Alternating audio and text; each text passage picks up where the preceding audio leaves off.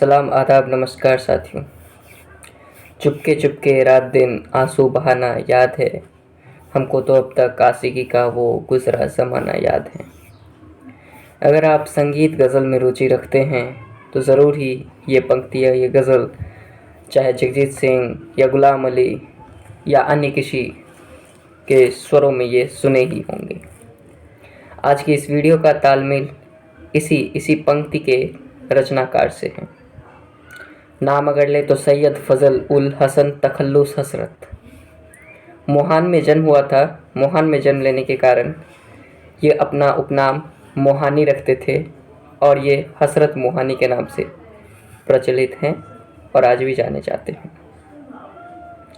हसरत मोहानी में वो चीज़ था जो एक व्यक्ति में होना चाहिए। हमारे एक हिंदी शिक्षक श्री मनोरंजन कहा करते हैं कि व्यक्ति दो ही तरह के अच्छे होते हैं, एक जो इश्क करते हैं, दूसरे जो इनकलाब करते हैं।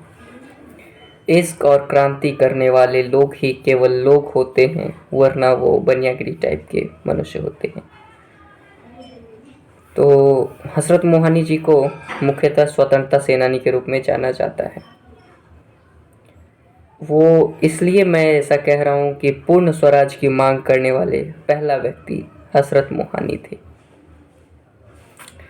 इसके बाद अगर बात करें क्रांति की, तो क्रांति तो आवश्यक है। खास करके अगर किसी भी सत्ता का, किसी भी शासन का एकाधिकार के रूप में आ जाए तो क्रांति निश्चित तौर पे आवश्यक होती है और होनी भी चाहिए, और समय समय पर चलती आ रही है।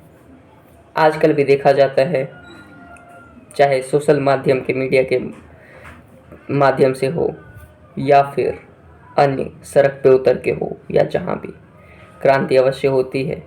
हर वर्ग के लोग क्रांति में शामिल होते हैं और एक नारा अवश्य लगता है, इंकलाब जिंदाबाद, इंकलाब जिंदाबाद।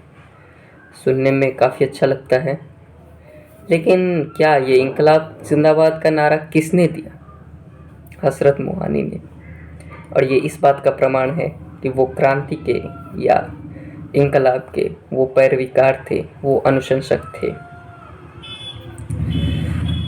स्वतंत्रता के बाद की अगर उनके जीवन की बात करें तो वो संविधान सभा के सदस्य भी रहे थे और मसौदा समिति के सदस्य थे, जिसकी अध्यक्षता डॉक्टर भीमराव अंबेडकर कर रहे थे। इन सब को छोड़ करके, और जहाँ तक उनके इश्क के बारे में बात करें तो उनकी शायरियाँ से झलक आती है, उनकी गज़ल से झलक आती है कि वो इश्क के कितने बड़े अनुशंसक थे। ये सारी चीज़ को छोड़ करके मुझे अगर व्यक्तिगत रूप से हसरत मोहानी जी इसलिए इतने अच्छे लगते हैं क्योंकि वो मजहब की एकता को लेकर बहुत सोचते थे। आज के समय में जहाँ हर बात मंदिर मस्जिद, चाहे वो राष्ट्रीय नेता की बात करें या आम नागरिक की बात करें, सबके ज़बान पे एक ही वाद विवाद चलती रहती है। हर जगह पे आज ठंड के मौसम में अगर कहीं आग के पास आप बैठे हैं तो वहाँ एक ही मुद्दा चलती रहती है, हिंदू मुस्लिम, मंदिर मस्जिद, ये वो। लेकिन इनका सिद्धांत कुछ अलग था। इनके बारे में कहा जाता है कि ये हज करते थे और हज करने के बाद वृंदावन अवश्य रूप से आते थे। श्री कृष्ण के अनन्य भक्त थे। इन्होंने धर्म को लेकर के सांप्रदायिक सद्भाव लाने का प्रयास किया। ये कृष्ण के अनन्य भक्त थे, ये मैं नहीं, इनकी शायरियाँ कहती है, क्योंकि एक शायरी इनका है, पैगाम हयात जावेदा था हर नगमा ए कृष्ण बांसुरी का। अर्थ की बात करें तो अर्थ यही हुआ कि श्री कृष्ण के बांसुरी के हर नग्म का एक ही संदेश था, एक ही पैगाम था, इश्क, मोहब्बत, प्यार, स्नेह, सद्भाव। ये एक और लाइन है, हसरत की भी कबूल हो मथुरा में हाजिरी, सुनते हैं आशिकों पे तुम्हारा करम है आज। ऐसे महान विभूतियों को स्मृति पटल पर जिंदा रखने की हमारा ये कर्तव्य है कि हम उनको याद करें, हम उनको भूलें नहीं। आज कोई विशेष दिन है ना है उनको लेकर के, लेकिन जानकारी सोचा साझा करूं। धन्यवाद।